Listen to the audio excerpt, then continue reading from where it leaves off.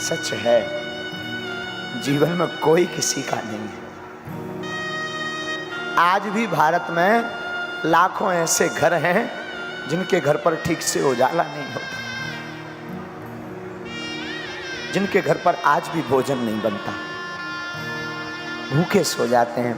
त्योहार आता है तो आज भी ऐसे ही सो जाते हैं।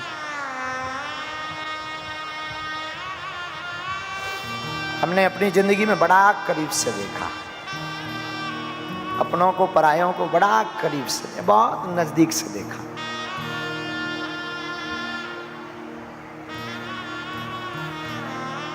वो बातें बहुत याद आती हैं, वो जिंदगी की रातें बहुत याद आती हैं, वो सूनी गलियां, वो अंधेरा मकान,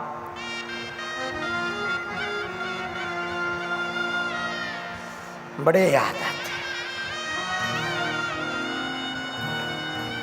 तब हम अपने बचपन काल में जहां रहते थे,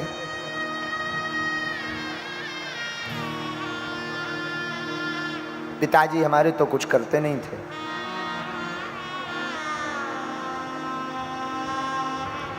आठ साल तक हमने अपने गांव में भिक्षा मांग करके पेट पाला है। 8 वर्ष तक। और आज भी हमें याद है, भूला नहीं है। वो दिन बहुत याद आते हैं। 1.5 रुपए का पार्ले जी बिस्कुट लेकर कैसे भी घर पर एकाध कोई सत्यनारायण की कथा हमें मिल जाती थी तो हम कथा बांचने जाते थे, तो 4-5 रुपया मिलते थे। तो 1 रुपए की शक्कर, 1 रुपए की चाय पत्ती,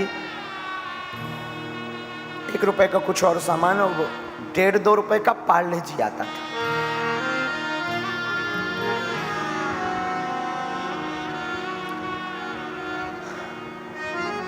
लाते थे हम, भाई और बहन, छोटी हमारी बहन, खाते थे तीनों बैठकर, क्योंकि कई बार आटा तो होता नहीं था घर पर, भोजन तो बनते नहीं थे। लेकिन हमारी माँ ने एक चीज़ बड़ी अद्भुत सिखाई हमें। हमारी माँ कहती थी, बेटा तुम भले ही भूखे हो, भले ही गरीब हो, पर घर से तुम जब भी निकलना मुस्कुराते हुए निकलना, सिर्फ मुस्कुराना।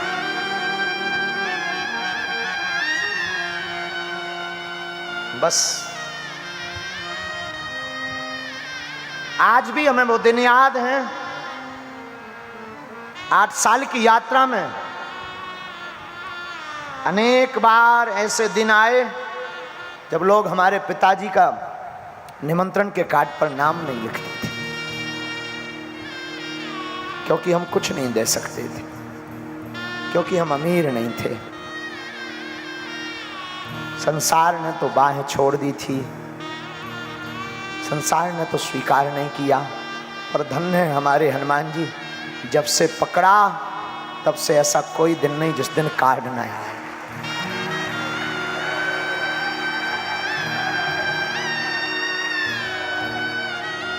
बालाजी करें किसी के दिन जिंदगी में वो दिन ना आए जो हमने अपनी जिंदगी में बहुत भोगे हैं। हम बहुत दिनों तक भूखे रहे। बहुत से लोग पूछते हैं, आप अन्नपूर्णा क्यों चलाते हैं? हमारे अन्नपूर्णा का चलाने का सिर्फ शौक यही है कि हमने जो भूख सही है वो किसी और को ना सहना पड़े।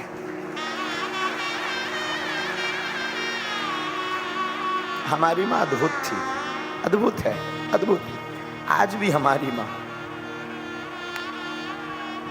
कोसों दूर रहते हैं और माँ के हमेशा नजदीक रहते हैं। सच में हमें अपनी जिंदगी में जो माँ ने सिखाया ना, वो किसी ने नहीं सिखाया।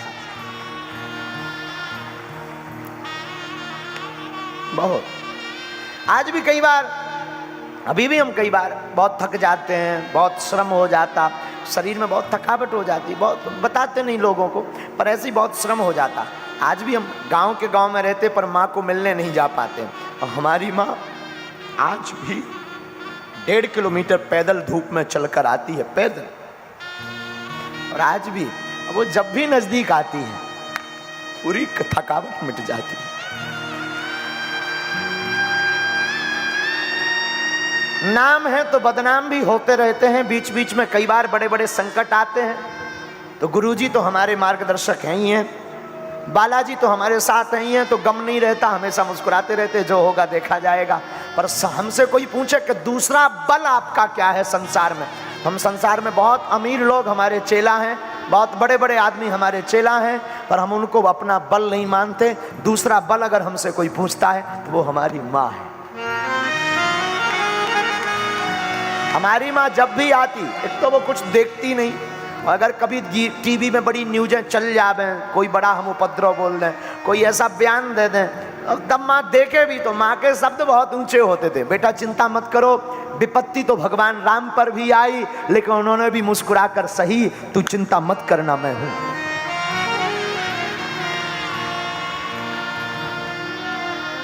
और आज भी वो दिन याद है हमें, अपने जीवन काल के। हमें बचपन काल में वृंदावन पढ़ने जाना था, 2000 रुपया उधार किसी ने नहीं दिए थे, क्योंकि आजकल उधारी भी उनको मिलती है जो अमीर होते हैं, गरीबों को उधारी नहीं मिलती। वृंदावन नहीं जा पाए, पढ़ नहीं पाए, भागवत नहीं पढ़ पाए, ब्रजवास नहीं मिल पाया, लेकिन शायद हमारे हनुमान जी को और कुछ मजा थी और कोई मौज थी। हनुमान जी ने ऐसी लीला की कि वृंदावन तो नहीं जा पाए पर भागवत करने लगे और ब्रज का वास जरूर मिलने लगा। सच है, लेकिन हमने कभी अपने बागेश्वर बालाजी को नहीं छोड़ा।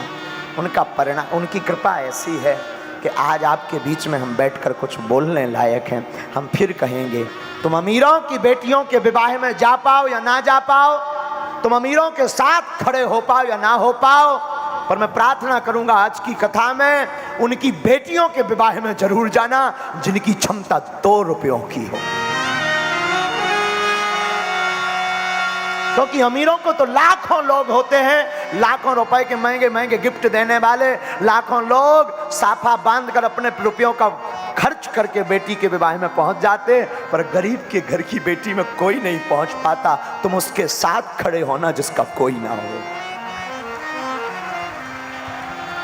अगर जीवन में कुछ बड़ा बनना है तो, और ये हम कोई तुम्हें पुराण या उपदेश या कोई दार्शनिक बात नहीं बता रहे हैं, हम अपने जीवन का निज अनुभव बता रहे हैं कि हम आज भी एक घड़ी पद वाले को या अमीर वाले को इग्नोर कर देते हैं, पर आज भी एक घड़ी हमसे वो आत्मा कभी दूर नहीं होती जिसका कोई नहीं होता।